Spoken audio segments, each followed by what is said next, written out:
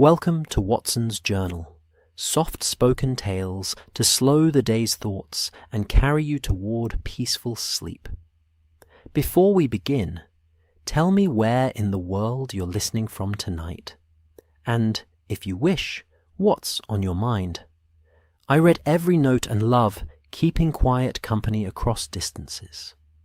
If this brings you peace, a like and subscribe help me make more nightbound stories. And if you'd like to support even further, you can buy me a coffee through the link in the description. Now, settle in, get comfortable, and breathe with me as we begin. It is the spring of 1891, and Baker Street smells of coal smoke and damp wool. The fire in the sitting room at 221B had been burning since breakfast, which was unusual, because the morning had not been cold. Holmes had simply lit it, without explanation, without remark, and had sat before it in his armchair for the better part of 2 hours, violin across his knee, not playing, only thinking.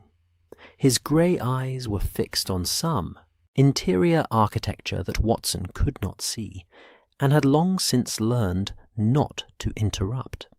Watson sat at his desk by the window, ostensibly reviewing notes from a previous case, a rather tedious business involving a missing tortoiseshell comb and an outraged solicitor from Kensington. But in truth, he was watching Holmes. Not with alarm, precisely. Holmes had his moods, and Watson had learned, over 3 years of close proximity, to distinguish between the productive silences and the difficult ones. The productive ones had a certain electric quality, a subtle charge in the air, as though thought itself were accumulating like a storm. The difficult ones were heavier, slower, and involved the violin being held, but not played, which was always, in Watson's private estimation, a sign worth noting. This one felt, if he were to be candid with himself, like a man deciding something. Outside, Marylebone went about its necessary business with cheerful indifference to whatever was being decided at 221B. A coalman's cart passed with a slow, rhythmic clatter, the horse's hooves patient on the wet stone. A woman with an enormous hat was negotiating the pavement opposite, and appeared to be losing, the wind having taken a distinct position on the matter. A pigeon sat on the windowsill, and regarded Watson with the particular expression of a creature that has given up expecting anything interesting from the world. Watson sympathized, mildly. "Switzerland," said Holmes. Watson looked up. Holmes had not moved. He was still facing the fire, one long hand draped over the violin's neck, like a man holding something he might, at any moment, let fall. "I beg your pardon?" "Switzerland." Holmes turned then, and looked at Watson with an expression that was not quite casual, and not quite anything else, carefully positioned somewhere between the two, like a man who has rehearsed his entrance and is now committing to it. The air is extraordinary this time of year. The mountains, the silence. I have been reading about a remarkable series of waterfalls in the Bernese Oberland. Reichenbach, they are called. Quite spectacular, by all accounts. A brief pause, easy and unforced. "I thought we might go." Watson blinked. Holmes did not, as a rule, propose holidays. Holmes had once described the concept of a holiday as enforced aimlessness, and had written the phrase in red ink, underlined twice, into one of his reference notebooks, the same notebook in which he had catalogued, with equal conviction, the 47 different varieties of tobacco ash and the precise musical intervals most conducive to lateral thinking. He had also, on 3 separate occasions, returned from supposed periods of rest, having solved cases he was not technically involved in, and acquired objects whose provenance Watson had decided, for the sake of domestic harmony, not to inquire after. "You want to go to Switzerland," Watson said carefully. "I want to go to Switzerland." Holmes confirmed. "The work here has been considerable of late, and there is something to be said for distance, perspective, the kind that can only be achieved at altitude." A pause, and then, in the tone of a man who has noticed something and filed it away rather too smoothly. "Besides, Watson, you look dreadful. When did you last sleep properly?" This was, Watson reflected, a remarkably effective method of deflection. He had, in point of fact, slept rather poorly for the past fortnight. The old shoulder wound was troublesome in damp weather, and April in London was nothing if not damp, and Holmes knew it, because Holmes knew everything, including the things Watson had not told him, and several things Watson had not yet told himself. It was, intermittently, exhausting to know a man like Holmes. It was also, Watson was fully aware, among the greater privileges of his life. "When do you propose we leave?" Watson asked. Holmes smiled. Not the large smile. That one was rare and usually indicated that something had gone very wrong for someone who had greatly deserved it. This was the smaller one, quieter, which Watson had noticed appeared most often when Holmes was pleased about something he was not yet ready to share. "Thursday," he said. "I've already spoken to Mrs. Hudson."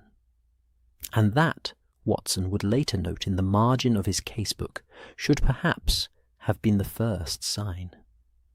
Mrs. Hudson received the news of their imminent departure with the equanimity of a woman who has long since ceased to be surprised by anything that happens above her own front door.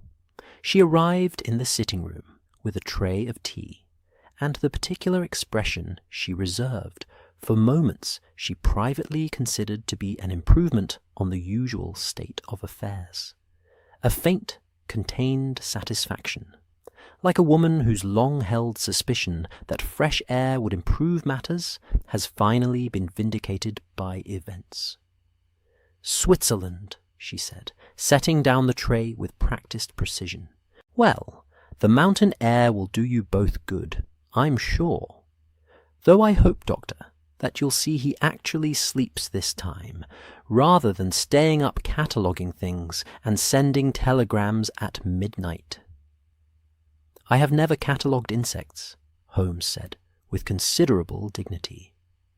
"You catalogued something," Mrs. Hudson said, in the tone of a woman who has found the remnants of cataloguing on her good tablecloth and drawn her conclusions accordingly. "I didn't ask what it was. I thought it best not to." She left them to their tea. The fire settled with a low, comfortable sound. Outside, the pigeon had apparently concluded its philosophical meditations and departed for more promising windowsills elsewhere. London hummed along at its customary pitch, that low, constant, densely layered sound of a city that never quite stops, only shifts registers between day and night, like a vast and unsentimental orchestra that has been playing for so long it no longer needs a conductor. Watson poured the tea. Holmes did not drink his, but wrapped both hands around the cup as though for warmth, and looked back at the fire.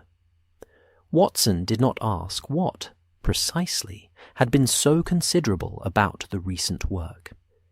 He did not ask whose step Holmes had been listening for in the street below on those evenings when he stood at the window without speaking.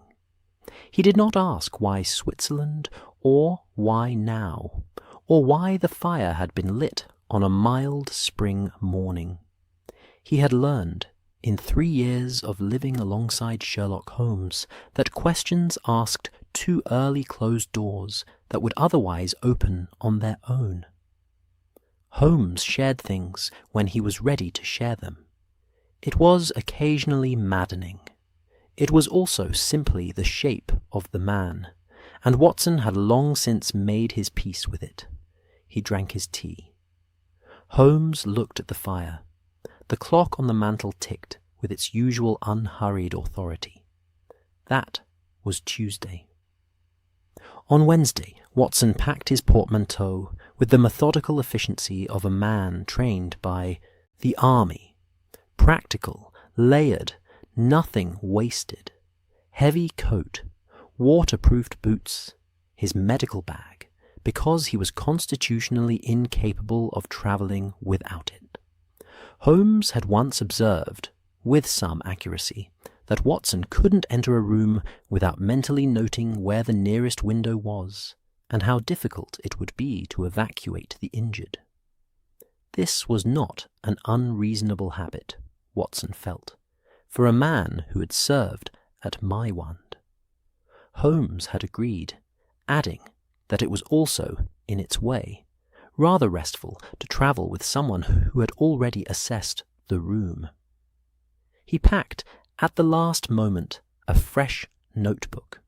He was not entirely sure why. He told himself it was for correspondence. He did not examine the instinct any further.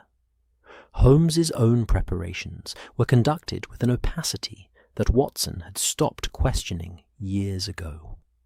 Things disappeared into bags. Envelopes were sealed. 2 telegrams were dispatched on Wednesday morning, their addresses hidden before Watson could see them, which was not unusual. Holmes conducted perhaps a third of his correspondence as though Watson were a foreign intelligence service, rather than a trusted companion, and Watson had made his peace with this also. But then, and this was the detail that would return to him in quiet moments, in the way that small discordances have of lingering in the mind long after they should reasonably have been forgotten. On Wednesday evening, when Watson carried Holmes's portmanteau to the hall in readiness for Thursday morning, he felt it, through the leather, the firm, rectangular press of something wedged deep against the inner lining. Not a book. He knew the weight and give of a book. This was stiffer, sealed. An envelope, thick with contents, pressed flat and deliberate as a thing that has been placed, not forgotten. He set the bag down. Holmes was in the bedroom. Watson straightened and looked at the dying fire, and told himself, quietly and reasonably, that Holmes always carried correspondence, that there was nothing unusual in a sealed envelope, that he was tired and his shoulder ached, and he was very likely imagining significance where there was none. He was not entirely convincing himself. Thursday morning arrived with the grey, provisional gentleness of a London spring day that has decided, for the moment, to be kind. The fog had thinned enough to reveal the familiar outlines of the street. Georgian facades in their habitual soot-softened dignity, the iron railing slick with overnight damp, the first tentative smear of green on the plane trees at the end of the road. Watson stood at the door of 221B and breathed it in. Coal smoke and bread from the bakery. 2 streets over, and the distant mineral suggestion of the river. Mrs. Hudson came to see them off, as she always did, carrying a small paper packet of sandwiches, which she pressed into Watson's hands with the air of a woman who has accepted the world's limitations, but maintains, none the less, certain minimum standards. "Do try to eat something before you're on a boat," she said. "Both of you. I know what Mr. Holmes is like about meals when he's thinking, and I know what you're like about reminding him, and I am asking you, Doctor, to try just a little harder this time." "I will do my best," Watson said.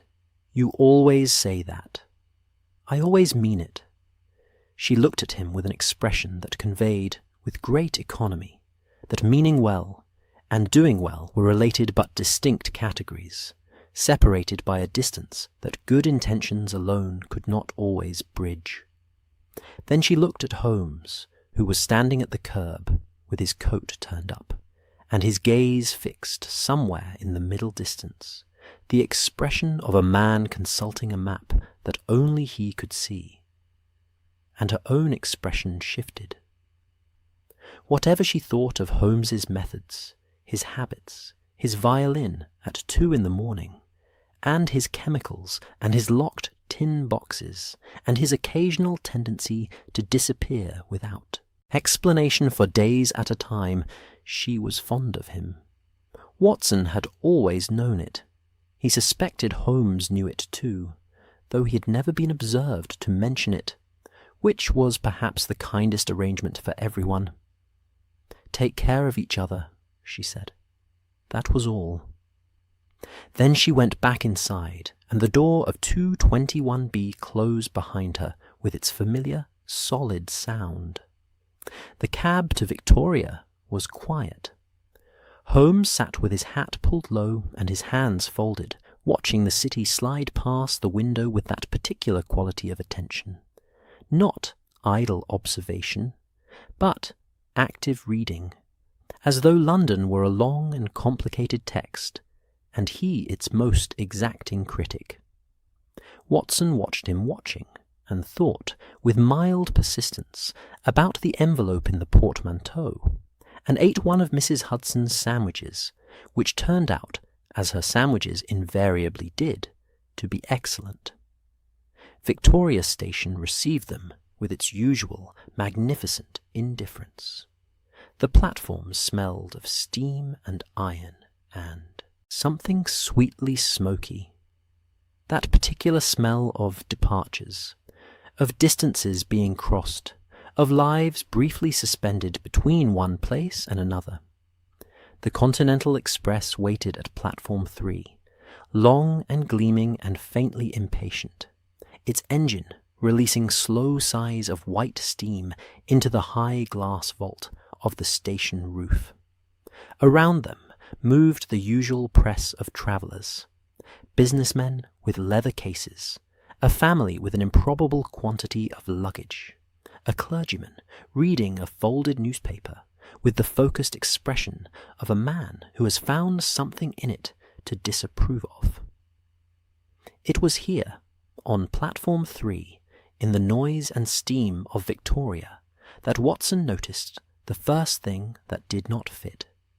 It was the porter, perfectly ordinary in every visible respect, broad-shouldered, uniformed, red-faced, with the permanent weathering of outdoor work, managing 3 trunks and a hat-box, with the practised authority of a man for whom other people's luggage is both his livelihood and his burden. He loaded their bags with admirable efficiency, and then, just as he finished, just as Holmes and Watson turned to locate their compartment, Watson happened to glance back and found the porter watching them. Not the glance of a man expecting a tip, not the idle curiosity of a man with a moment to spare. This was something more deliberate than either, a focused, assessing attention, the look of a man who has been told what to look for and is confirming that he has found it. It lasted 2 seconds, perhaps 3. Then the porter turned, efficiently, and disappeared into the crowd, and Watson told himself, the old wound, the insufficient sleep, the tension of recent weeks. He told himself this with reasonable firmness. He was not, he felt, entirely convincing himself. Holmes was already in the compartment, reading. Watson climbed in, settled into his seat, and felt the train begin, with a great slow exhalation of steam, to move. London peeled away behind them in its familiar layers, terrace houses giving way to suburbs, suburbs thinning to fields, the city releasing its hold with the particular reluctant grace of something that doesn't easily let go. Watson watched the green fields open out and thought despite everything, that it was rather pleasant to be going somewhere, that the air would do them good, that Holmes, opposite him, reading with absolute stillness, was, whatever else he was carrying, still Holmes. The train moved south toward the coast. The sealed envelope was in the luggage van, and none of them yet knew what was waiting at the falls. The Channel crossing was, by any reasonable measure, uneventful. The ferry out of Dover moved through a grey-green sea under a sky the colour of old pewter, the water neither rough nor calm, but occupying that middling, indifferent state that the Channel favours in April, as though the sea itself cannot quite be bothered to commit to a mood. Watson stood at the rail for a while, for them, watching the white cliffs recede, feeling the cold air move through his coat, and the particular sensation, familiar from other crossings, of England releasing its claim on him. There was always something in that moment, a loosening, a slight adjustment of the self, as though the person one was on English soil was permitted, briefly, to become something slightly less defined. Holmes did not come to the rail. He had found a seat in the covered saloon, and was reading the same book he had been reading on the train, or rather holding it open at the same page, which Watson had learned were entirely different activities. The book was a Swiss geographic survey, dense with altitude measurements and topographical notes. Watson had glanced at it in London, and found it, in the way of technical surveys, comprehensively impenetrable. Holmes appeared to find it absorbing. Watson ate the last of Mrs. Hudson's sandwiches. The seagulls, who had followed the ferry out from Dover with the optimistic persistence of creatures who have learned that human beings and food are rarely far apart, wheeled and cried above the deck. The French coast appeared eventually, low and grey on the horizon, resolving slowly into something more specific and continental, and Watson straightened his coat and went to find Holmes. "We are nearly in," he said. "Yes," said Holmes, without looking up. "You haven't moved in an hour." "I have been reading. You have been on the same page for 40 minutes. Holmes looked up at that. There was a brief pause, the kind Holmes deployed when he was deciding whether to acknowledge a point or redirect around it. And then he closed the survey and stood smoothly and said, "The light is poor in here. Shall we go up?" They went up. France received them with its customary self-possession. The train from Calais was different in character from the one that had carried them out of Victoria, narrower, somehow warmer in its wooden-panelled compartments, the light through the windows taking on the particular quality of continental Europe in spring, a slightly softer, more amber tone than England's harsher grey. Watson settled into his seat with the mild, pleasant disorientation of a man who has crossed a body of water and emerged somewhere that looks almost the same, but is not quite. Outside, the landscape moved. Flat farmland, then the gentle rise of hills, then the first distant suggestion of something larger on the southern horizon, not yet the Alps, not visible as such, but a change in the quality of the air, a faint sharpening, as though the world were drawing breath. Watson watched it, and felt, for the first time since leaving Baker Street, something that was not quite worry, something closer to anticipation. Holmes had opened his geographic survey again. This time, Watson noted, he was actually reading it. They changed trains at Paris, with the smooth efficiency of experienced travellers. Holmes navigating the Gare de Lyon with the authority of a man who has memorized its layout and finds the exercise mildly tedious. Watson followed, managing his own bag, watching the great iron and glass cavern of the station move around him, the noise, the smoke, the vast democratic press of travellers from a dozen countries, the smell of coffee from a cart near the central concourse that Watson found almost overwhelmingly appealing. "Can we not?" he began. "There isn't time," Holmes said, without turning. Watson looked at the coffee cart. The coffee cart looked back at him with what he felt was genuine sympathy. They caught the southbound express with 4 minutes to spare. It was on the train from Paris, somewhere in the long, darkening hours after dinner, as the French countryside gave way to the first approaches of Switzerland, and the air outside the windows took on a distinct alpine chill, that the first inconsistency presented itself. It was small, the kind of thing that, in another context, Watson might have noted and forgotten. But he was travelling with Sherlock Holmes, and 3 years of that particular education had given him, if nothing else, a finely calibrated sense for the things that were not quite right.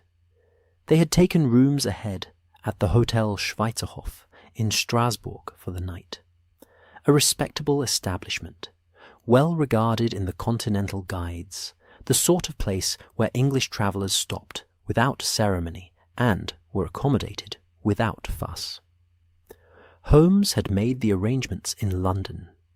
Watson had seen the telegram confirming them, all entirely ordinary.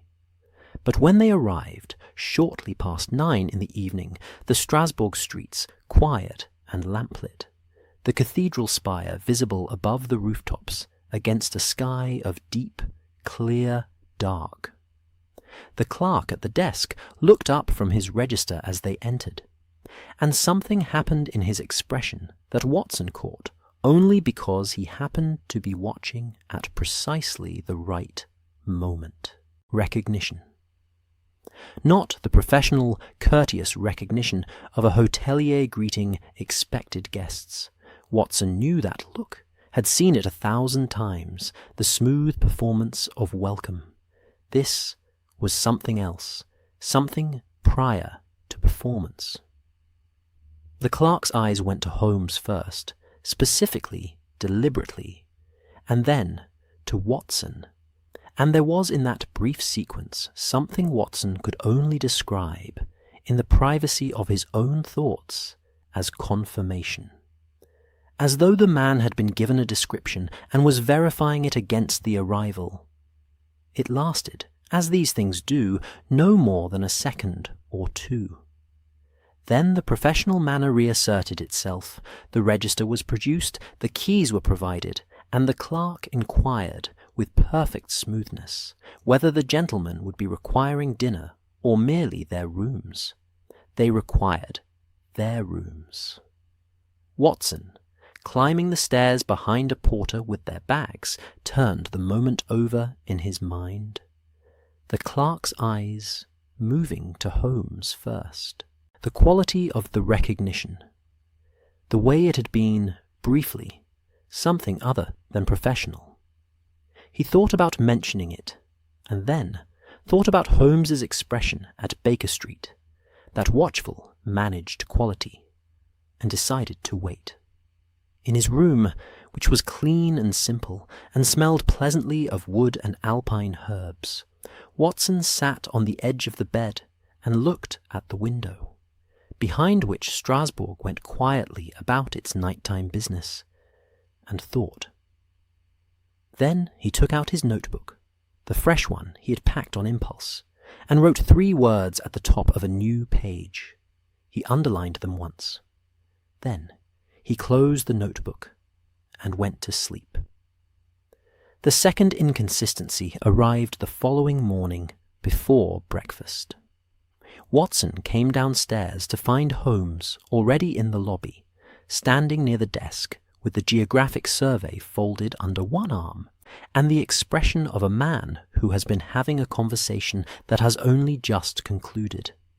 The clerk, a different, one from the previous evening, younger, with an efficient manner and very clean hands, was arranging papers behind the counter with slightly more focus than the task seemed to require. "Good morning," Watson said. "Good morning," Holmes said. "Did you sleep?" "Adequately. You?" "Sufficiently." Holmes turned toward the dining room. "Breakfast. We have an early train." Watson fell into step beside him and said quietly, "The luggage." Holmes did not look at him. "What about it?" "I watched them load it last night. The porter took ours together as far as the bottom of the stairs, and then mine was brought up directly, and yours was carried through toward the back of the building." He paused. "I thought perhaps there was a different arrangement for the upper floors. But my room was on the same floor as yours, and the corridor runs straight through." A brief silence. They entered the dining room, which was half full with other travellers, smelling warmly of coffee and bread and the faint sweetness of preserved fruit. Holmes chose a table by the far wall, back to the room, Watson noted, as always, so that he could watch the door, and sat down and unfolded his napkin with great composure. "You are observant this morning," he said. "I am generally observant," Watson said. "I spend a great deal of time in observant company." Holmes smiled at that, the small smile, and poured the coffee, and said nothing further on the subject of the luggage. Watson did not press him. He ate his bread and drank his coffee, which was very good, and looked out the window at the Strasbourg morning, pale gold light on old stone, a woman crossing the square below with a basket of bread, pigeons conducting their endless, optimistic survey of the cobblestones, and filed the luggage question alongside the clerk's expression in the part of his mind he was, increasingly, reserving for this journey. They reached Meiringen that evening, having changed trains twice more and climbed, by slow degrees, into the heart of Switzerland. The change in the landscape was extraordinary and gradual, and then, suddenly, not gradual at all. Watson had been watching it all day, the hills steepening, the valleys narrowing, the light acquiring that particular crystalline quality that belongs only to high altitude, where the air is thin enough that colours arrive without the softening effect of lowland atmosphere, sharper and more themselves. By the time they were properly in the Bernese Oberland, Watson had given up reading and simply watched. The mountains were enormous. This sounds like an insufficient observation, and Watson was aware, making it, that it was insufficient. But there was something about their scale that resisted more elaborate description, not because the words did not exist, but because the mind, confronted with something that large and that indifferent, had a tendency to go very quiet. Holmes, for his part, was looking at the mountains with an expression Watson had not seen on him before. Not the assessing look, not the reading a text look. Something more personal. Something Watson could not quite name, and, out of a long-practiced respect for Holmes's privacy, just chose not to attempt. The Hotel Englischer Hof in Meiringen was everything the continental guides promised. Solid, warm, impeccably run, with low-beamed ceilings and floors of pale alpine wood, and the smell of wood smoke, and good food, and the particular clean cold that comes in through every window and door in mountain country, regardless of how well they are sealed. The proprietor, Herr Steiler, was a broad, capable man with excellent English, and the contained professional warmth of an innkeeper who has spent 30 years making travellers comfortable and has come to find genuine satisfaction in the work.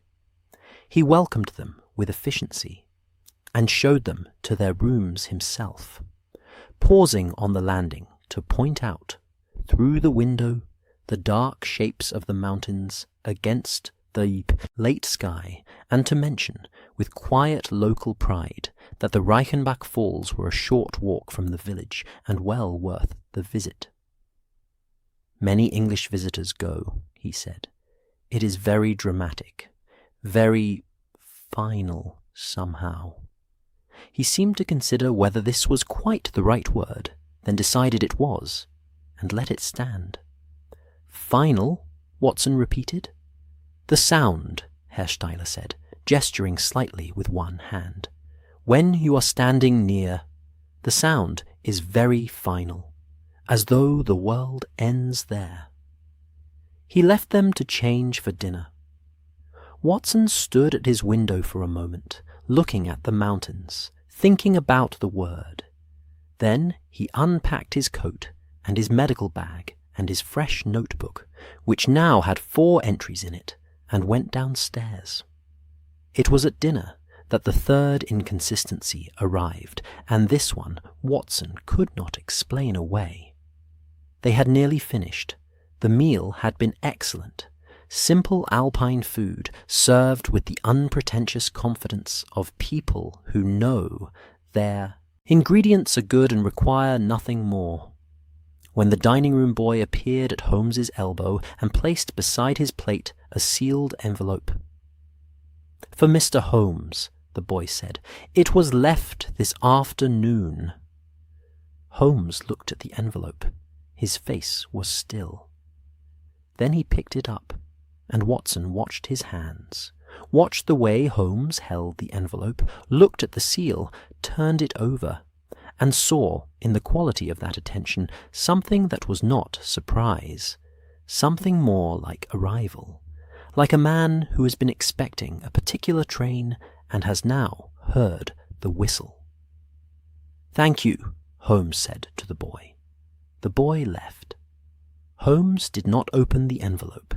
He set it beside his plate, with a care that suggested it was going nowhere without him, and finished the last of his wine, and looked across the table at Watson with an expression that was, Watson thought, the most unreadable he had produced in 3 years of acquaintance. "Holmes," Watson said, "it is nothing to concern yourself with tonight," Holmes said mildly. "Who left it?" "I couldn't say." "But you knew it was coming." A pause. Outside, the mountain dark had settled completely over Meiringen, and the dining room was warm and lamplit, and somewhere above them the Reichenbach Falls were doing what they always did, roaring in their perpetual and indifferent way into the gorge below. Watson could not hear them from here, but he was aware of them, distantly, the way one is sometimes aware of something large and patient waiting just beyond the edge of what can be seen. Holmes looked at the envelope. Then he looked at Watson, and for a moment, just a moment, the managed quality slipped, and what Watson saw beneath it was not fear, exactly, but something adjacent, something that knew what was coming and had chosen, with full deliberation, to come toward it anyway. "Get some sleep, Watson," Holmes said gently. "Tomorrow we will go and see the falls." He put the envelope in his coat pocket, did not take it out again that evening. Watson went upstairs and sat at the small desk in his room and opened his notebook. He looked at the 4 entries he had made. Then he wrote a 5th, and sat for a long time looking at it, while outside the alpine night settled over the village of Meiringen, deep and cold and very, very quiet.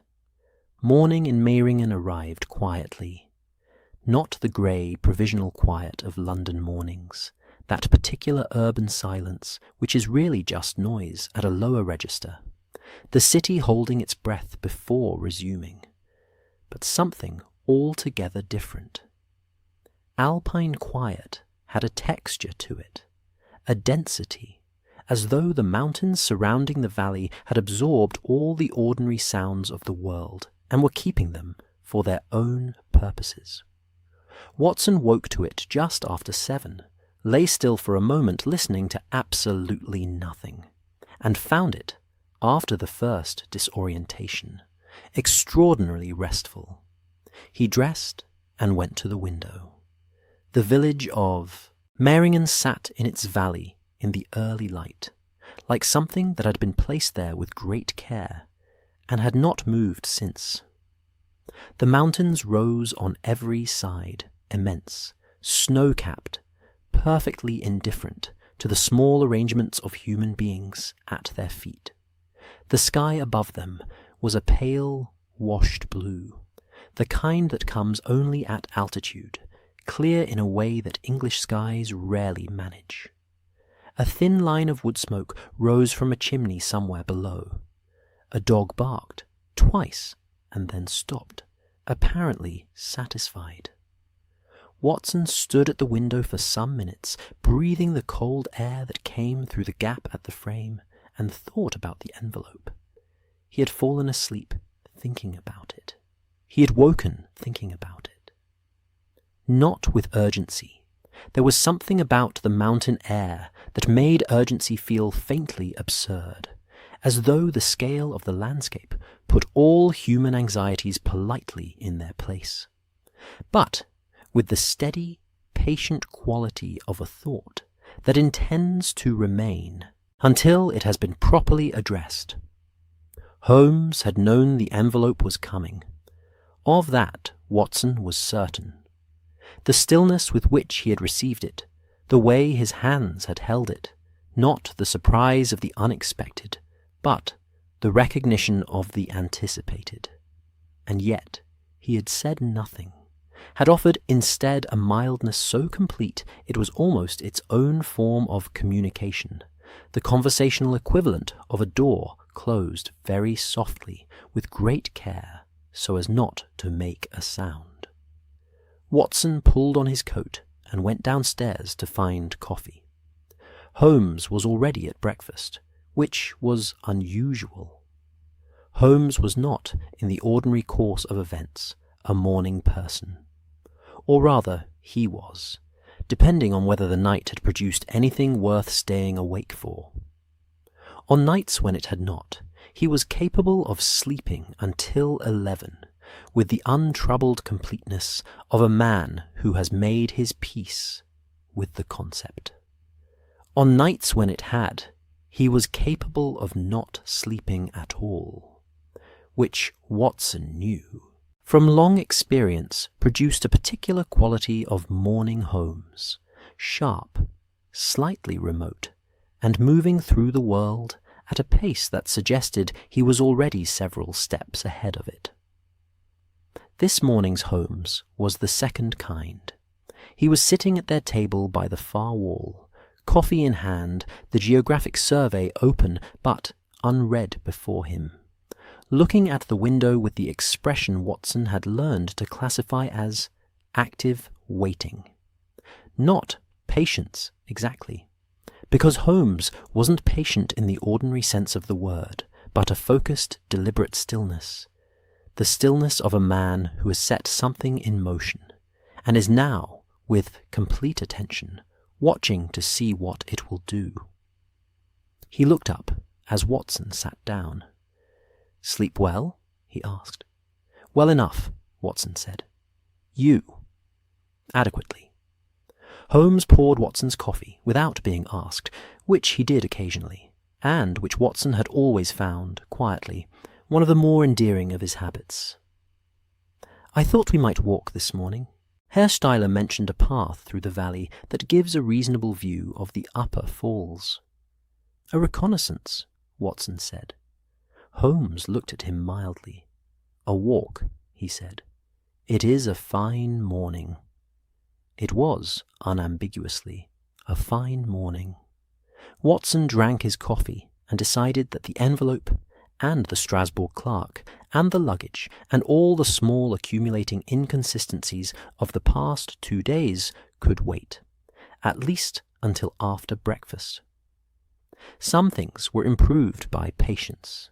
Some questions opened themselves more readily when one wasn't pressing directly on them. He ate his bread and his soft cheese and his slice of cold meat, and watched the dining room fill gradually with other guests, a German family of considerable size and organization, 2 elderly English gentlemen who appeared to be botanists, and were already, at 7:30, engaged in some private taxonomical dispute of visible intensity, a young Swiss couple who ate in companionable silence and seemed entirely content with it, ordinary people going about ordinary mornings. Watson looked at them and felt, with sudden and unexpected clarity, how far from ordinary his own morning was. They walked after breakfast, following the path Herr Steiler had indicated, a well-maintained track that wound up the valley side through stands of pine and open meadow, the grass still carrying the last of the night's cold, the air smelling of resin and snowmelt, and that particular clean sharpness that Watson had come to understand was simply what the world smelled like when it had not been covered in coal smoke for a century. Holmes walked steadily, and without speaking, which was not unusual. What was unusual was the quality of his silence. Normally, when Holmes was quiet on a walk, it was the silence of a mind elsewhere, engaged with some interior problem, turning it, examining it, entirely removed from the physical act of moving through a landscape. This was different. This was present. Holmes was here, in the valley, attending to it, looking at the path, the trees, the angles of approach from the road below. It had, Watson thought, the quality of a man memorizing a space. He said nothing. They climbed. The path curved around the shoulder of a low hill, and then the sound reached them before the view did. A low, constant, massive sound, felt as much as heard, a deep resonance that seemed to come from the rock itself, rather than from any single source. Watson felt it in his chest, a vibration just below the threshold of discomfort. And then they came around the curve, and the falls were there. He had read descriptions of Reichenbach. He had looked at engravings. None of it was adequate preparation for the fact of the thing. The water came over the edge of the cliff in a great white curtain, fell 200 feet or more into the gorge below, and the sound of its falling was tremendous, not loud in the way that crowds or machinery were loud, but loud in the way that natural things were loud, with a completeness that made all other sounds seem provisional and small. The mist it threw up caught the morning light, and produced at the edges faint smears of colour. Watson stood and looked at it for a long time. Beside him, Holmes looked at it too. Then Holmes looked at the path along the edge of the gorge, at the viewing platform, at the rock face on the far side, at the angles and distances, with that measuring attention that Watson knew well. He was reading the space, cataloguing it, filing it away. Remarkable, Watson said, because something needed to be said, and that was the most honest word available. Yes, said Holmes. Then, after a moment, the sound is useful. Watson looked at him. Useful. It carries over everything. No conversation near the edge could be heard from more than 10 feet away. Holmes's gaze moved once more along the gorge path, then returned to Watson with that composed, careful expression. Come, it is cold standing. Still. They walked back down to the village. Holmes did not explain the remark about the sound. Watson did not ask him to. That evening, after dinner, Holmes spoke. not about the envelope, not directly. But he sat down in the small parlour Herr Steiler kept for resident guests, a warm, low-ceilinged room with a good fire, and 2 decent armchairs and a bookshelf containing the sort of multilingual miscellany that accumulates in hotels frequented by travellers from many countries. And he looked at the fire for a while, and then he said, with the careful ease of a man choosing each word with precise deliberation, "If something should happen to me, Watson, look for Mycroft first, not the police." The fire settled. A log shifted with a soft collapse of ash. Watson looked at Holmes. Holmes was still looking at the fire, his profile still and clean in the firelight, the planes of his face casting the long shadows they always cast in this kind of light. "Nothing is going to happen to you," Watson said. "No," Holmes agreed, with perfect equanimity. "In all probability, nothing will. I am simply noting, for the sake of completeness, that if the improbable should occur, Mycroft first. He will know what to do with whatever he finds." "Whatever he finds," Watson repeated carefully. "Yes." A silence, the fire, the distant, inaudible presence of the falls somewhere above the village. "Holmes," Watson said, "what are we doing here?" Holmes turned then and looked at Watson with an expression of such complete, uncomplicated affection, so rarely deployed, so unmistakable when it appeared, that Watson felt it in the way one feels the sun coming out from behind a long cloud, suddenly and with warmth. "We are resting," Holmes said. "We are breathing mountain air. We are being, for a few days, simply 2 men who have left London and come to see something remarkable." A pause. "That is entirely true, Watson. I want you to know that it is entirely true." "But it is not entirely all," Watson said. Holmes held his gaze for a moment. Then he looked back at the fire. "Get some rest," he said gently. "Tomorrow I should like to walk to the falls properly, all the way to the edge." Watson sat for a while after Holmes had gone up. The fire burned low. He thought about Mycroft, that large, still, brilliant man, more powerful in his quiet way than most people knew, operating in the deep machinery of government with the unhurried authority of someone who understands that the most significant things rarely announce themselves. He thought about what it would mean that Holmes, if something happened, wanted Mycroft before the police, not the official channels, the private ones. He took out his notebook. He had 6 entries now. He added a 7th and sat looking at it until the fire went out. The morning of the walk to the falls was clear and cold and very still. Watson woke early, before the light had fully established itself over the eastern peaks. Lay for a moment in that particular alpine dark that is not quite dark, the mountains collecting what little light there was and holding it at their edges, so that the sky above them glowed faintly even before the sun arrived. He had slept better than expected.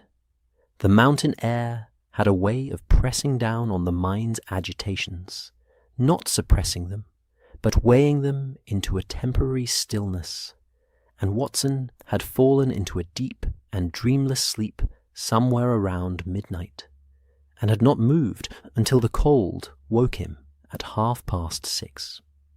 He dressed carefully. Waterproofed boots, the heavy coat, his wool scarf, the practical, unhurried preparations of a man who has learned that the best defense against uncertain days is sensible clothing and a clear head.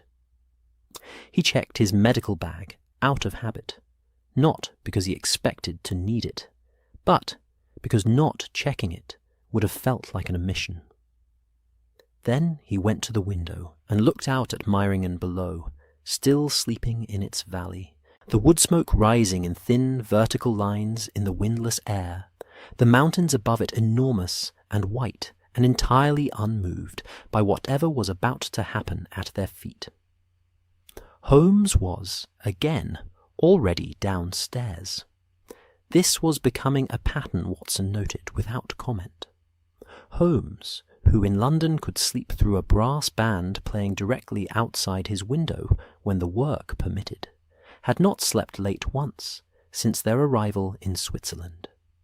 He was at the breakfast table with coffee and the geographic survey and the expression of a man who has been awake for some time and has used that time productively. He looked up when Watson came in. "Good morning," he said. "Eat well. The path to the upper falls is longer than it appears on the map." Watson sat down and poured coffee and looked at Holmes steadily for a moment. Holmes returned the look with perfect composure. "You have been up since 5, Watson said. 4, Holmes corrected, without apparent concern. Watson ate his breakfast.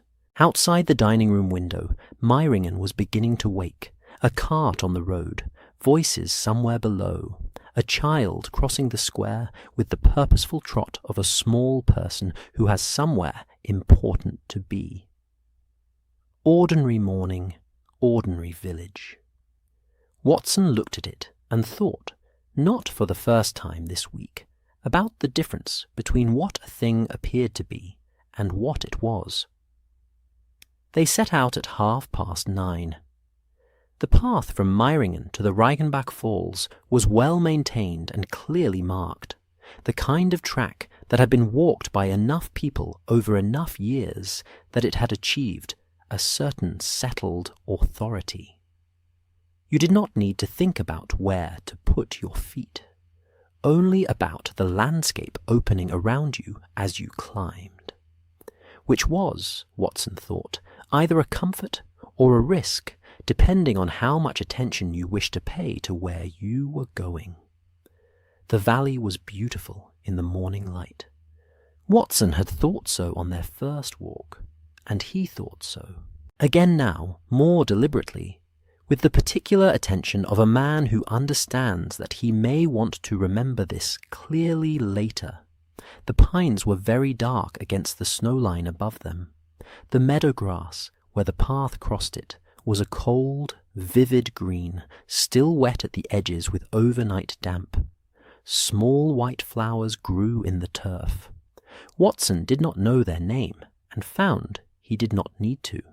They were simply there, small and exact, and entirely unconcerned with the business of men. Holmes walked ahead of him on the narrower sections of the path, and Watson watched his back, the familiar set of his shoulders, the way he moved through a landscape with that quality he had, of being simultaneously present and elsewhere, his body navigating the physical world while his mind occupied some other territory entirely. He had not spoken since they left the village, which was not unusual. Watson had not spoken either. There are kinds of silence between people that are comfortable, and kinds that are not, and theirs had always been, on the whole, the comfortable kind. A silence that did not require filling, a silence that had its own shape and texture, and was, in its way, a form of communication. At the steeper section of the path, where the track switch-backed up the valley side through stands of pine, Watson noticed Holmes pause at the first turn and look back, not at the view, not at the valley spreading below them, the village miniaturized by distance, the road winding away toward Innertkirchen. At the path. At the lower section they had just climbed, the last stretch before the trees closed in. Checking, Watson thought. He's checking whether we are being followed. He said nothing. They climbed. The sound of the falls reached them before the falls did. That same deep, resonant roar Watson had heard on their first visit felt in the chest before it was heard by the ears, a constant below everything else. The path brought them out onto a rocky ledge, above the main drop, and Watson stopped and looked, and the falls were, if anything, more extraordinary than they had been the first time. There was something about returning to a remarkable place that clarified it. The first time, the mind was occupied with the fact of it, the sheer work of taking it in.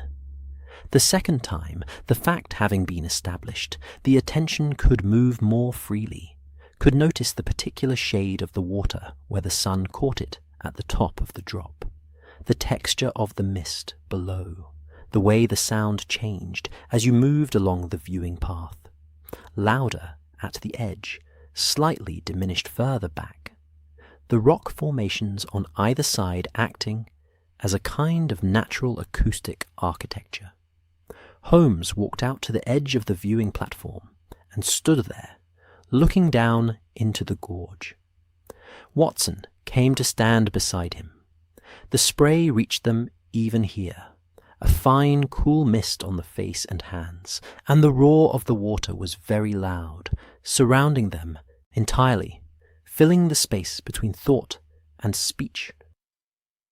"You were right," Watson said, or rather said loudly enough to be heard at this distance. "About the sound." Holmes glanced at him. "Was I?" No conversation near the edge could be overheard. From 10 feet back, nothing. Watson kept his voice level and informational, the way he had learned to present observations to Holmes, not as accusations, not as demands, but as data, offered and available. "It is, as you said, useful." Holmes looked back at the falls. A long moment passed. Then he said, and Watson heard him clearly because they were close, and the sound somehow, paradoxically, created its own pocket of clarity. There are times when the best place to say something that cannot be overheard is the loudest place available. "Is that what we came for?" Watson asked. "To have a conversation that cannot be overheard?" Holmes turned and looked at him then, fully, directly, with that look he had that stripped away all the performance and the management, and was simply, for a moment, the man himself. "Among other things," he said. Watson waited. "I am going to ask you to trust me," Holmes said, "not to act on what you observe, not to intervene, not to—" He paused, and the falls roared, and the mist moved around them. "To do what your nature will urge you to do, which is to help. I am asking you, Watson, to remain at a distance when the time comes, to be a witness rather than a participant." Another pause. "Can you do that?" Watson looked at him. At the familiar face, sharp and contained in the spray-cold air, the grey eyes steady and entirely serious. He thought about what it meant to be asked this by this particular man, what it cost Holmes to ask for anything, what it meant that he was asking for this. "I don't know what you're planning," Watson said. "No," Holmes said, "you don't. But you're going to tell me enough to keep me from making things worse. I'm going to tell you precisely as much as is safe for you to know." A brief pause. "Which is, for the moment, less than you would like. I am sorry for that." They stood at the edge of the falls for a while longer. The water fell. The sound filled everything. Watson looked at Holmes, at the composed, deliberate, completely solitary figure of him, standing at the edge of a 200-foot drop, and looking into it with an expression that was, beneath all its management, something Watson could only describe as readiness, and felt with sudden and unexpected force how much he did not want to be a witness, how against his every instinct was the instruction to remain at a distance. He said none of this. He looked at the falls and breathed the mist-cold air and said, after a while, "All right." Holmes looked at him. "All right," Watson said again. "Whatever you need." Holmes held his gaze for a moment. Then he looked away, back at the water, and something in his shoulders settled. A very slight release. Barely visible, the kind only a man who had been watching those shoulders for 3 years would notice at all. "Thank you, Watson," he said, quietly, into the roar. They were an hour from the village on the return path, the light shifting into afternoon, the shadows of the peaks beginning to lengthen across the valley, when the boy found them. He came up the path at a run, a local boy of perhaps 12, red-cheeked and breathing hard, the kind of child who has been given a message and takes the responsibility of delivering it with great seriousness.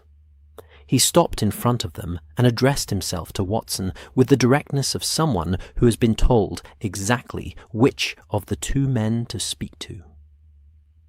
"Dr. Watson, sir," he said, in careful English clearly rehearsed on the way up. "From the hotel. A lady, an English lady, is very ill.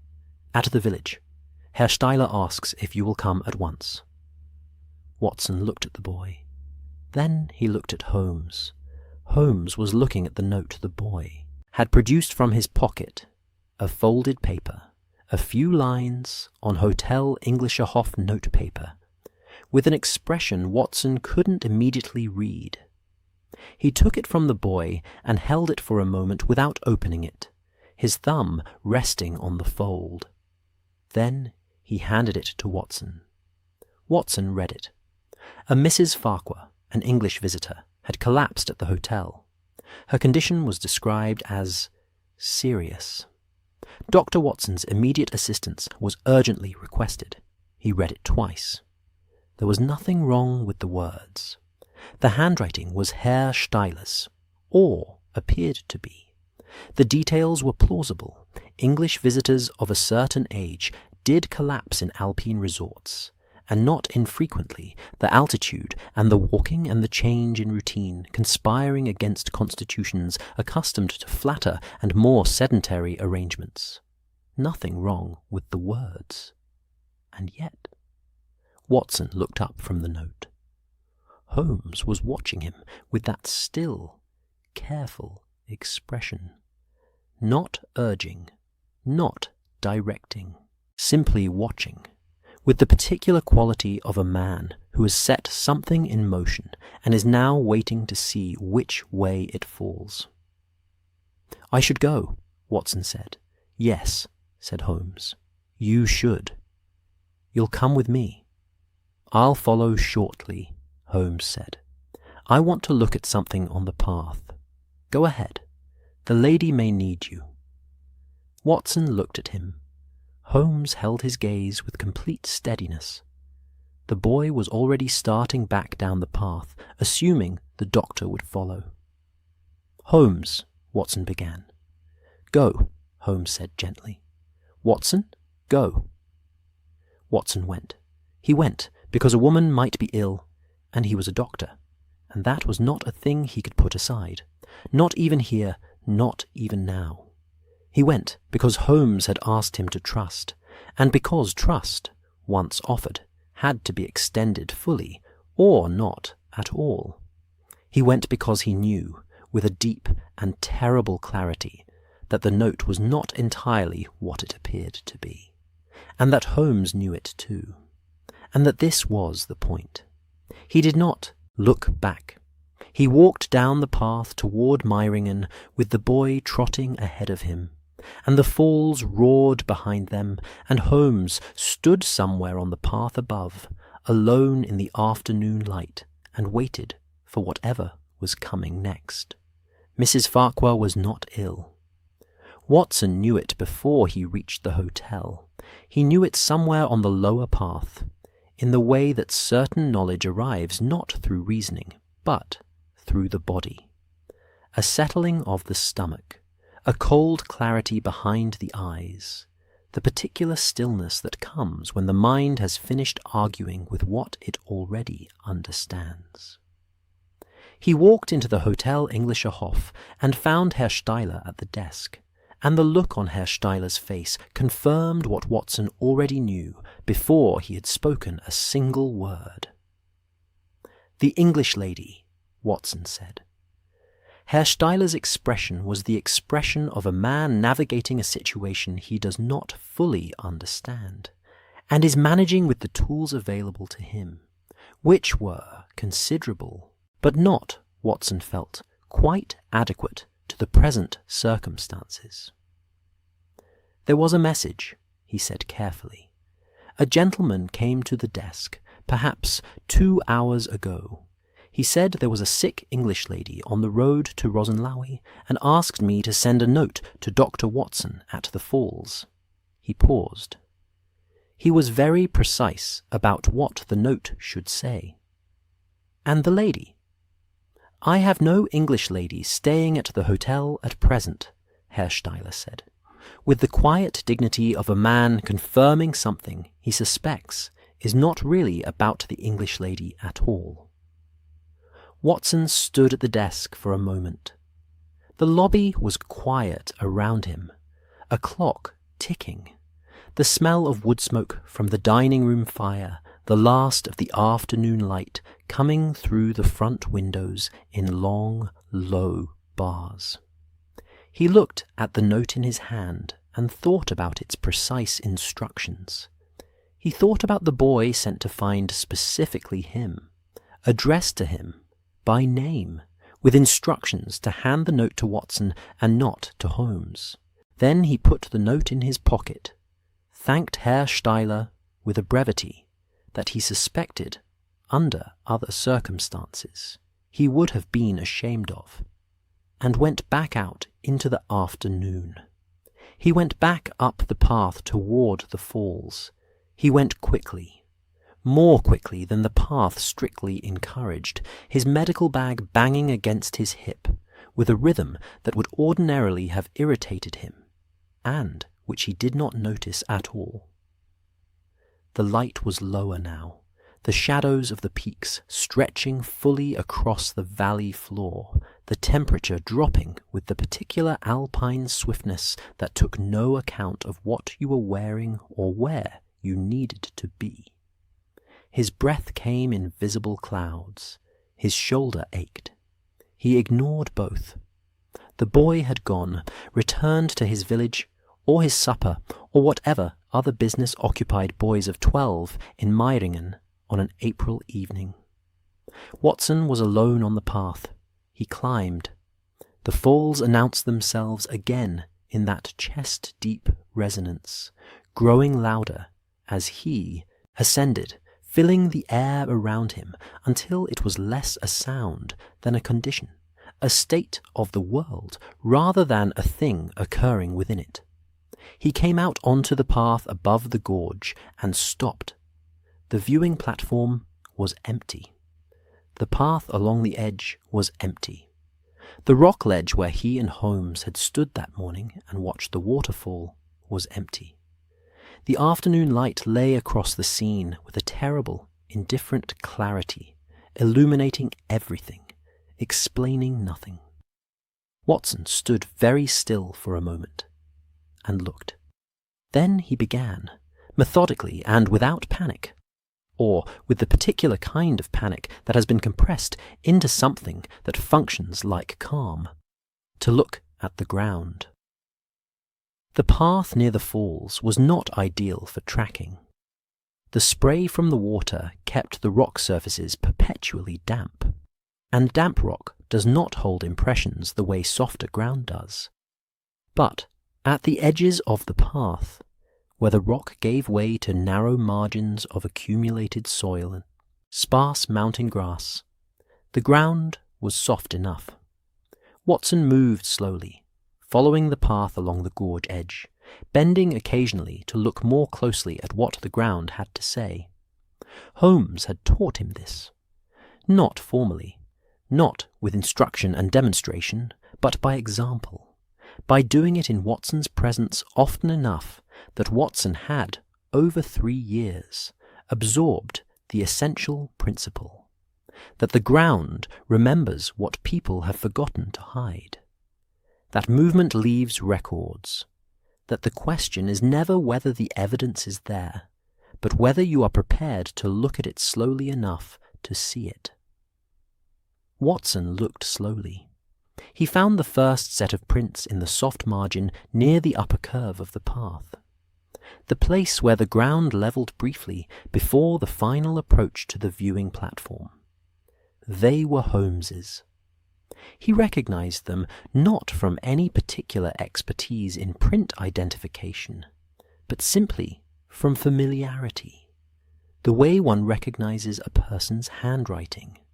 A long stride, the slight outward turn of the right foot, the deeper impression at the ball of each step that spoke of a man who moved forward with his weight slightly forward, leaning into motion rather than restraining it. The prints led to the edge of the viewing platform and stopped there, where the rock took over and the ground gave way. Watson straightened and looked at the platform and the rock beyond it. Then he turned and looked back the way the prints had come, and looked at the surrounding ground, and looked carefully, slowly, the way Holmes had taught him by example, at what else was there. The second set of prints he expected. He had been expecting them since he left the hotel. They approached the platform from the opposite direction, from the upper path that came down from the road to Rosenlaui. A different route, a route that would have been used by someone who had not come up from Meiringen, someone who had been waiting, or who had come from elsewhere. The stride was shorter, heavier, the impression deeper at the heel. A stockier man, or a man who carried his weight differently, or both.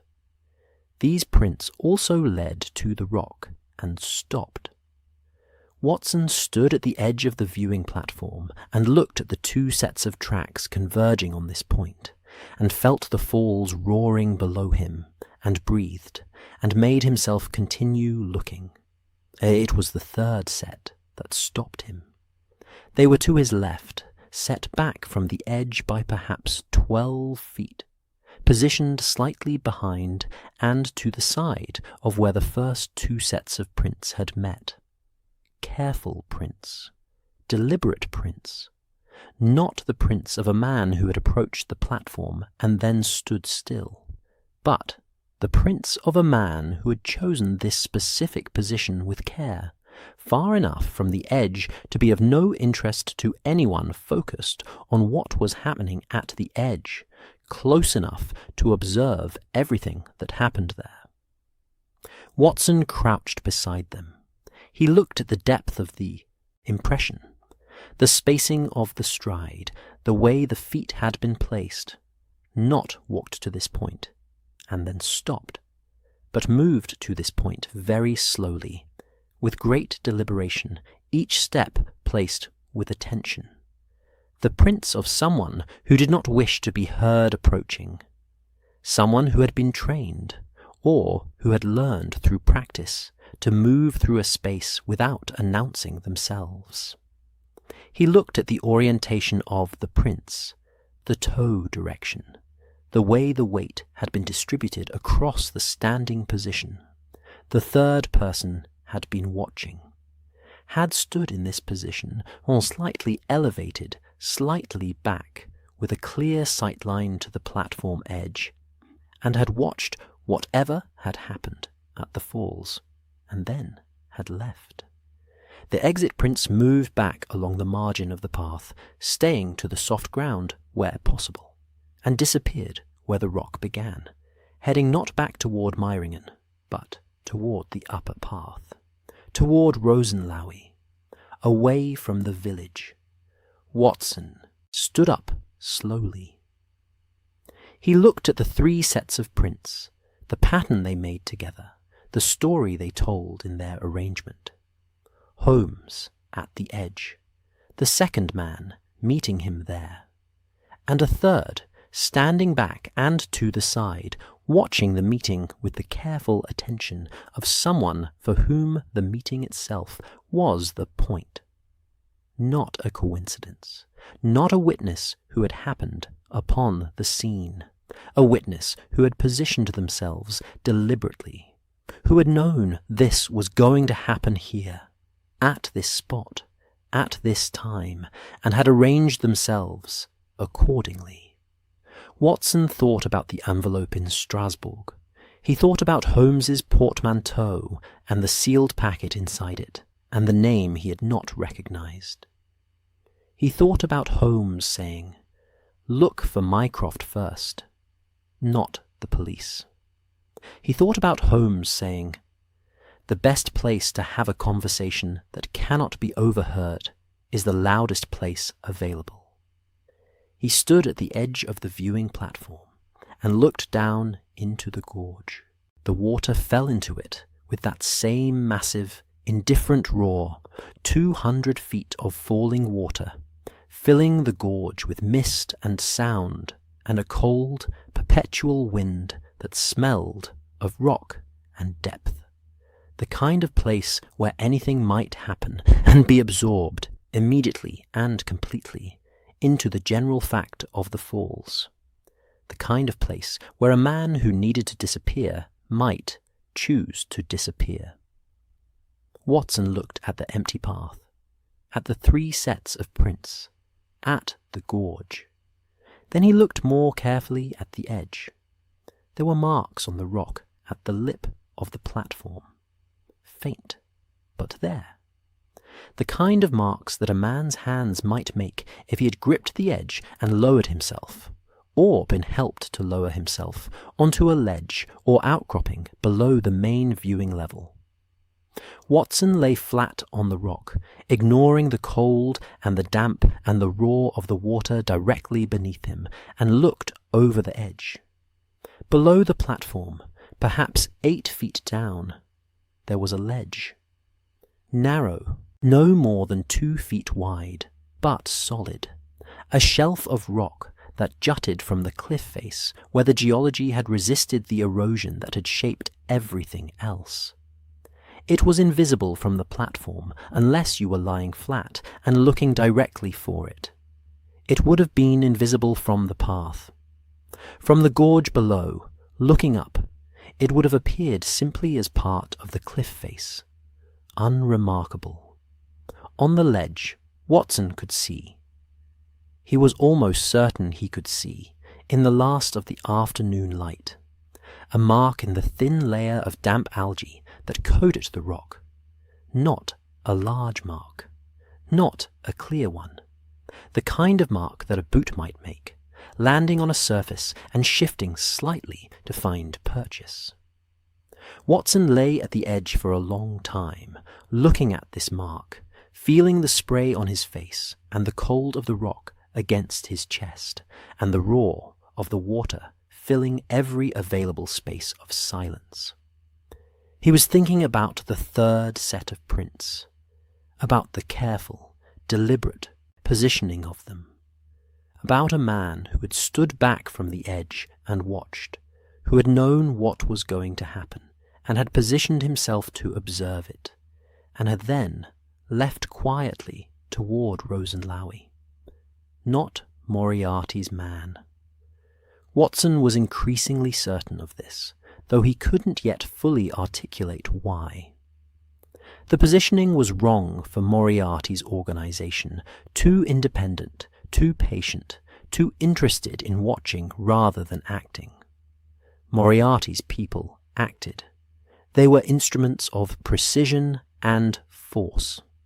The person who had left those careful prints had been something different, an observer, a recorder, someone for whom the outcome at the falls was information rather than objective, someone who had wanted both men to arrive at this spot. Watson got up from the edge. He brushed the damp from his coat with hands that were very steady, which, he noted, with a detached, clinical appreciation for his own nervous system. He looked at the path once more, at the 3 sets of prints, at the marks on the rock, at the empty platform. Then he looked at the gorge, and the falls, and the ledge below, and thought about what it meant that Holmes had known, or suspected, that there would be a third person here, that the sound of the falls was useful, that a man who needed to survive something might choose the loudest, most obscuring place available to do it. Holmes was not in the gorge. Watson did not know this with certainty. He could not know it with certainty. But he looked at the marks on the ledge and the careful prints behind him and the absence of any evidence of struggle. No signs of a man taken by surprise. No disturbance to the ground consistent with a fight. The prints converging on the platform edge with the measured, deliberate pattern of something arranged rather than something that had happened. And he felt, with a steadiness that surprised him, that Holmes had made his choice at this edge, with full deliberation, had stepped into whatever came next, with his eyes open. Watson stood at the falls for a long time. The light was going. The mountains were turning the dark purple of alpine dusk, their peaks still catching a last gold from the sun that had already left the valley floor. The spray was cold on his face. Below him, the water fell and fell and fell, endlessly, with complete indifference to the arrangements of men. He reached into his coat and took out his notebook. He wrote 1 line. Then he closed it and put it away, and stood up straight and looked at the path back down to Meiringen, and breathed and began to walk. Watson walked back to Meiringen in the dark. Not complete dark. The alpine sky in April held enough residual light after sunset to keep the path visible, and the snow on the upper peaks caught what remained of it, and threw it back down into the valley in a faint, diffuse luminescence that was not quite moonlight, but served some of its purposes. The path was familiar now. Watson's feet found it, without much instruction from his conscious mind, which was occupied elsewhere. He walked steadily, not quickly. Quickly would have felt wrong, would have felt like flight, and Watson was not fleeing. He was returning. There was a difference, and he held on to it with some deliberateness. He was a man returning from a walk to the falls. He was a man who had gone to look for his companion, and had not found him. He was a man who would go back to the hotel and ask, with appropriate concern, whether Mr. Holmes had returned, and who would be told that he had not, and who would then behave as a man in that situation would behave. He had been practicing this in his mind since he left the viewing platform. The expression, the words, the quality of concern. Genuine, because it was genuine. Because whatever he understood about the ledge and the prints and the deliberate arrangement of the afternoon, Holmes was still somewhere in the world tonight, in conditions Watson could not fully account for. And that was not nothing. But underneath the genuine concern, and underneath the careful surface he was constructing, and underneath the cold and the dark and the methodical placing of his feet on the path, the sealed packet. The name he did not recognize. Holmes's voice in the parlour firelight.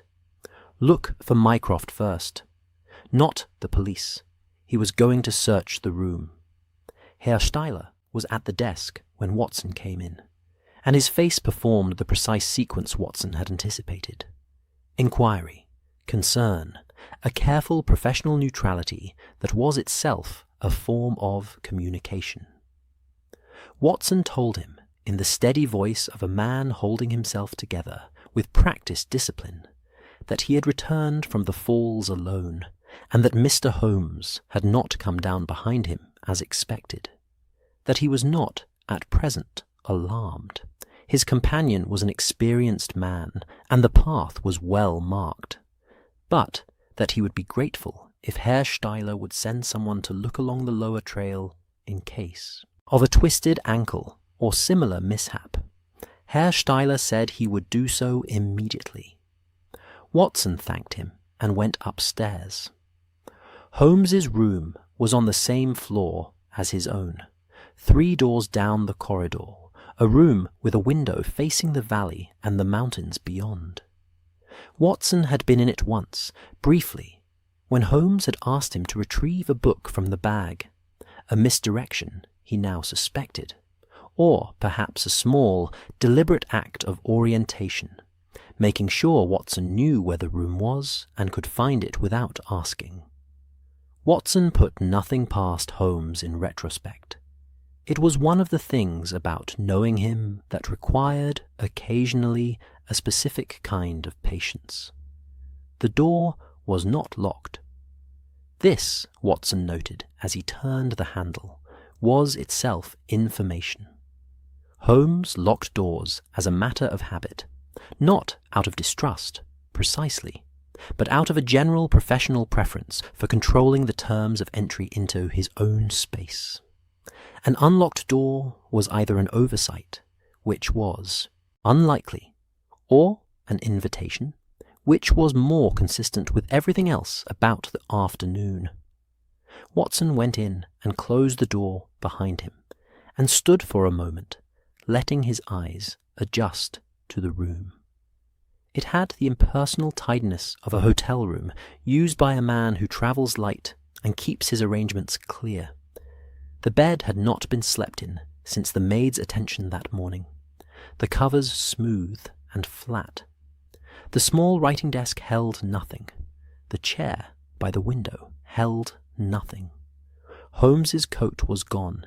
He had worn it to the falls. His hat was gone. The geographic survey was gone, which meant he had had it with him, or had taken it deliberately, which amounted to the same thing. The portmanteau was on the luggage stand at the foot of the bed, closed. Watson approached it. He undid the clasps with steady hands and opened it. Inside, the expected contents, neatly arranged in the way Holmes packed when he was being deliberate about it, rather than perfunctory. Shirts folded, a change of clothes, the small travelling case of toiletries, a book, not the geographic survey, a different one, a collection of alpine botanical records that Watson hadn't previously noticed. He lifted each item out carefully, setting them on the bed in order, noting their arrangement. At the bottom of the portmanteau, beneath the folded clothes, his fingers found it. Not the sealed envelope he had felt through the leather in London. That was gone. It had been the first thing, Watson now understood, to be removed and deployed. What remained was something smaller, flatter, more deliberately hidden. A thin oilskin packet, the kind used to protect documents from water damage, tucked flat against the base of the bag and covered by a layer of cloth so naturally arranged that it would have been invisible to anyone who had not known to feel for it. Watson held it for a moment. It was sealed at the top with a strip of wax, and pressed into the wax with Holmes's signet ring was a single initial. M. Watson sat down on the edge of the bed and looked at the packet for a long time. He did not open it. This was, perhaps, the most difficult decision of the evening, and it was made in approximately 4 seconds, which was long enough to understand what he was deciding, and short enough that he did not talk himself out of it. The packet was for Mycroft. Holmes had left it for Mycroft. Whatever it contained was addressed, in the most literal possible sense, to a specific intelligence and a specific capacity for action, and Watson was neither too proud nor too lacking in self-awareness to believe that he was the intended recipient. He was the courier. That was his role tonight. He had understood this, he thought, since the parlour fire, since Holmes's careful words, "Look for Mycroft first," since the particular quality of the trust that had been extended to him on the path to the falls. "Watson, I need you to remain at a distance. Watson, I need you to be a witness rather than a participant."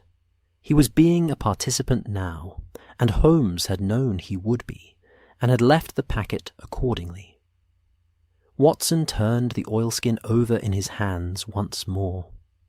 Through the waxed cloth he could feel the contents, papers, several of them, folded together, and something stiffer, card perhaps, and what felt like a smaller envelope nested within the larger document. He noted all of this and filed it, and did not open the seal. He put the packet in the inside pocket of his own coat, against his chest, and began repacking Holmes's portmanteau with the same care he had used to unpack it. He allowed himself, while his hands worked, to think about what the packet meant. Not its contents, those were not his, but its existence. The fact that Holmes had prepared it, had brought it to Meiringen in a waterproofed case designed to survive damp and cold and rough handling, had hidden it with the particular care of a man who expected the room to be searched by people other than Watson, and had trusted Watson to find what those people would not. The care of it, the deliberateness of it. Holmes had been preparing for this for longer than Watson had known. The weeks before their departure, the sealed correspondence, the telegrams, the fire lit on a mild morning, Watson had been reading these as signs of something imminent and external, a threat approaching from outside. He understood now, sitting in the quiet hotel room with the packet against his chest, and the sound of the valley far below, that Holmes had been preparing not merely for a confrontation, but for a transformation. For the systematic dismantling of something that could not be dismantled from inside the life of Sherlock Holmes of Baker Street. Moriarty was part of it. Watson had understood this much from Holmes's sparse references over the past months. The professor, as Holmes occasionally called him, spoken with a respect that was almost aesthetic. The admiration of one extraordinary mind for another that happened to be applied entirely to destruction. Moriarty was the visible problem, the famous problem. The problem that, resolved dramatically at a Swiss waterfall, would appear to the world, to the police, to the newspapers, to the considerable number of people with an interest in the outcome, as an ending. But the packet suggested something else. The packet, addressed to Mycroft, hidden in oilskin against water damage and rough handling, containing multiple documents and a nested envelope. This was not the evidence of a man who had gone to a waterfall to end one threat.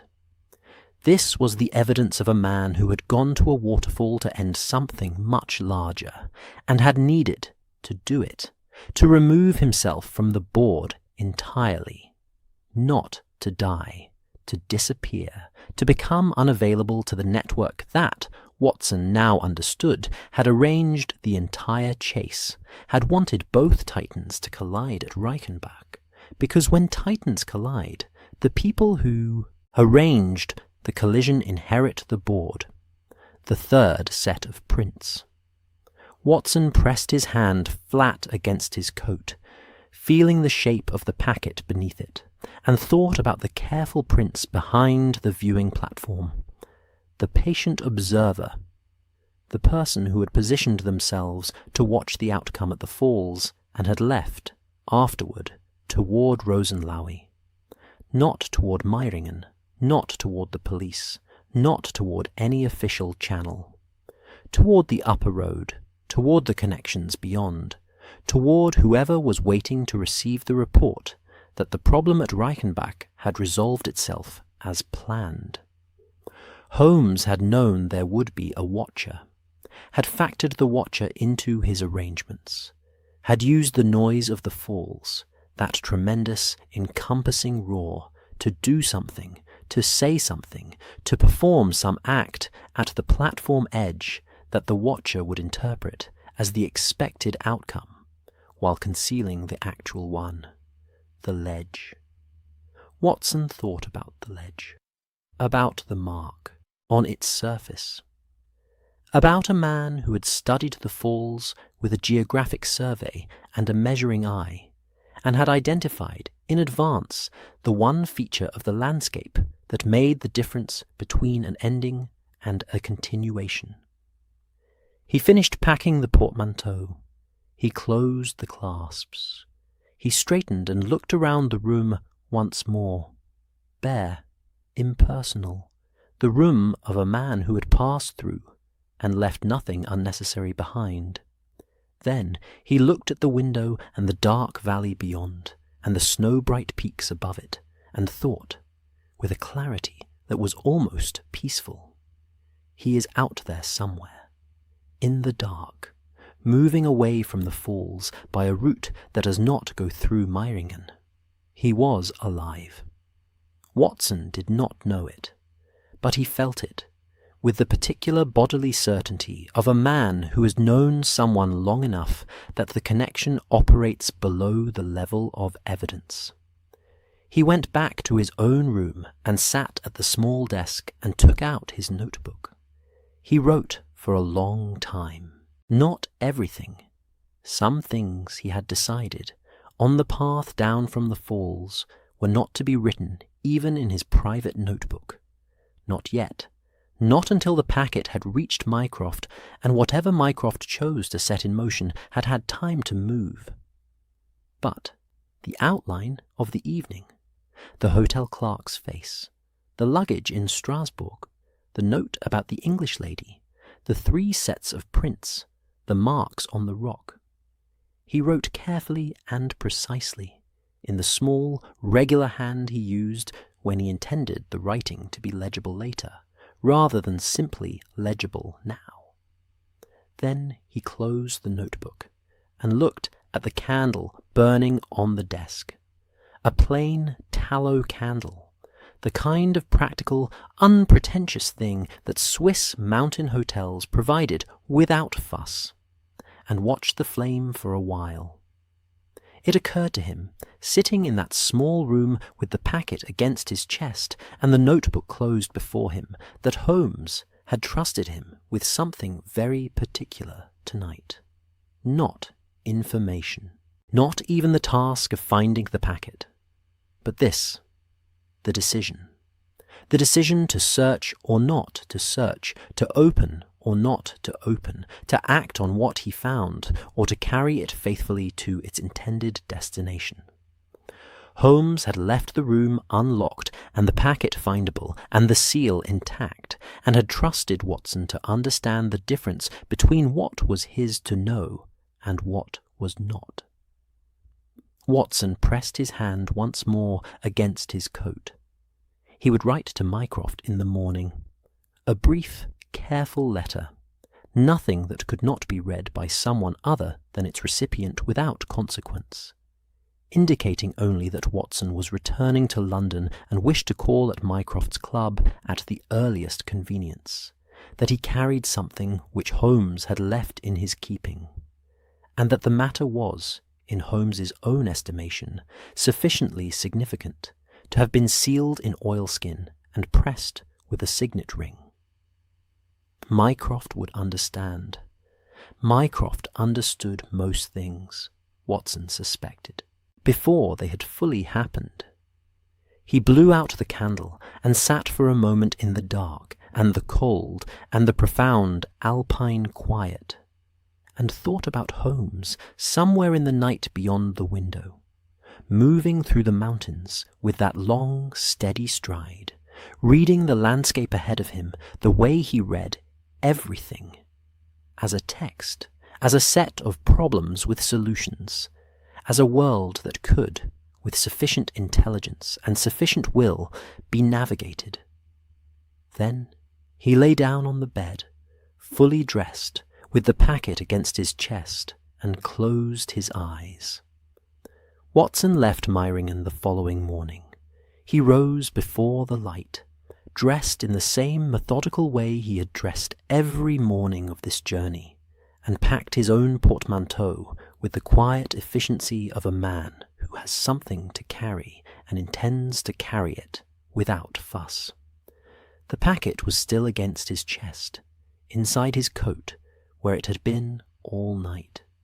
He had slept in the end, not deeply, not for long, but enough. The body, in Watson's experience, was a practical thing. It slept when it needed to, regardless of what the mind was doing. He left Holmes's portmanteau packed and closed on the luggage stand, exactly as he had found it. Not his to take, not his to leave behind carelessly either.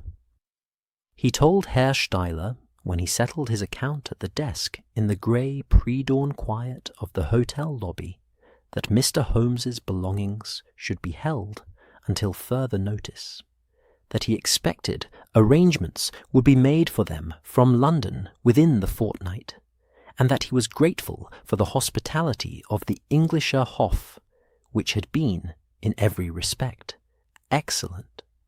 Herr Steiler looked at him with the careful, contained sympathy of a man who has understood more than he has been told, and has decided, with professional wisdom, not to say so. He shook Watson's hand with both of his own, and said he hoped the doctor would return to Meiringen under happier circumstances. Watson thanked him, and went out into the dark.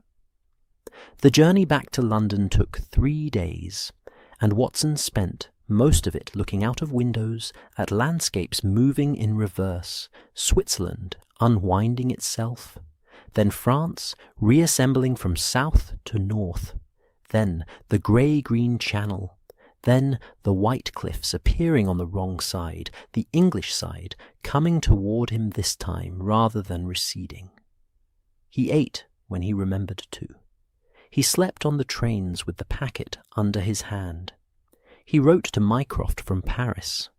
A single page, precisely worded, sent from the Gare du Nord, with the particular confidence of a man who has composed the letter in his head across several 100 miles of European countryside, and needs only to transfer it to paper. He said what needed to be said, and nothing that did not, and sealed it, and handed it to the post with the feeling of a man who has done the one correct thing available to him, and must now wait to see what it produces. London received him on a Thursday evening, 8 days after they had left it. Victoria Station, the same platform, the same iron and steam smell, the same high-glass roof, and then a cab, through streets that were entirely themselves, unchanged, indifferent to everything that had happened in Switzerland, with the magnificent self-absorption of a city that has been happening continuously for 1,000 years, and does not require the endorsement of individual events. Baker Street, the familiar facade, the windows of the first floor dark. Watson paid the cab, and stood on the pavement for a moment, his bag at his feet, looking up at the dark windows of 221B. Then he picked up his bag and went in. Mrs. Hudson was in the kitchen when she heard his step. She came out into the hall and looked at him. One look, the kind she had, that took in everything visible and drew accurate conclusions about much that was not. And then she put the kettle on without speaking. Which was, Watson thought, exactly right. He sat in his chair by the fire. Holmes's chair was opposite, empty. The chemistry table was as Holmes had left it. A half-finished experiment, a rack of test tubes, the particular organized disorder of a working mind interrupted mid-thought. The violin was on its hook. The newspapers were stacked by the hearth. Everything was entirely, precisely as it had been when they left, and the room was as familiar as his own breathing, and Holmes was not in it. Mrs. Hudson brought the tea and set it on the table between the chairs, and looked at Watson once more and said, very quietly, "Is he gone?" Watson thought about the ledge, about the prince, about the packet now delivered that morning to Mycroft's hands, Mycroft who had read it, with that still, enormous face giving nothing away, and had then looked at Watson for a long moment and said simply, "He was right to trust you." About the oilskin, empty now, folded in Watson's coat pocket. "I don't know," Watson said. Which was the truest thing available? Mrs. Hudson nodded once, as though this was an answer she had been prepared for. Then she poured the tea and left him to it. Watson sat by the fire for a long time that evening. The room settled around him in its familiar way. The tick of the clock, the shift of the coals, the distant sound of Baker Street below carrying on its ordinary business in the ordinary dark. He drank his tea and looked at the empty chair and thought about the falls, about the roar of the water filling every available silence, about a man standing at an edge with his eyes open. After a while he reached into his coat and took out his notebook, the fresh one he had packed on an inexplicable impulse the Wednesday before they left, and opened it. 6 weeks of careful entries. The clerk in Strasbourg, the luggage, the note, the 3 sets of prints, the ledge, the packet. Small entries, precise, written in the hand he used when he intended to be legible later. He turned to a new page and wrote at the top the date.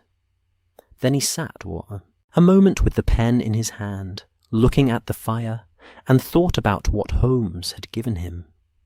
Not the knowledge he still did not know, not with certainty, not in the way that would satisfy a court, but the trust. The specific, deliberate trust of a man who had arranged every detail of an extraordinary disappearance, and had left, in an unlocked room in a Swiss mountain hotel, one thing unfastened, one thing findable, one door open. Watson thought. He knew I would look. He knew I would find it. He knew I would not open it. He wrote one sentence on the new page.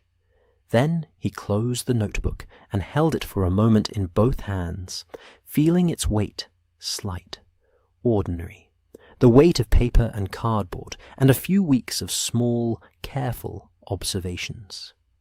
He thought about the cases he had published, and the cases he had not, and about the particular kind of case that was not for publication, not because it reflected badly on anyone, not because the world could not bear it, but because it belonged to a smaller circle, because some truths were not for everyone, because the kindest thing a man could sometimes do with what he knew was to carry it quietly, in good faith, and let it rest. He put the notebook in the desk drawer. He finished his tea. He looked at Holmes's chair, empty, familiar, entirely itself, and felt, underneath the grief and the uncertainty and the long wait of the journey home, something that was not quite comfort, but was adjacent to it. Something that knew, without proof, without evidence that would satisfy anyone else, that the empty chair was a temporary condition, that somewhere in the world, moving through it by routes that did not appear on any map that Moriarty's people consulted, was the long, particular, irreplaceable figure of Sherlock Holmes, reading the landscape ahead of him as he always had, as he always would, finding in it the problems and the solutions and the next necessary step. Watson reached over and turned down the lamp. The fire settled low. The clock ticked. Baker Street went on below in the dark, indifferent and eternal. Watson closed his eyes. I kept this case in the back of my casebook for 3 years, between the pressed violet and the note I never sent. I did not publish it, in the end, because the man whose name is on that oilskin seal asked me, when he returned, when he walked into this very room one evening in the spring of 1894, and I nearly put him through the floor with shock. He asked me, with the particular small smile, whether I had told anyone. I said I had not. He looked at me for a moment in the way he had, and then he said, "Good. Some things are better carried quietly." I agreed with him then. I agree with him now. The falls are still there, I am told, still roaring, still indifferent. The water does not remember what happened at its edge. But I do. And that, I think, is enough.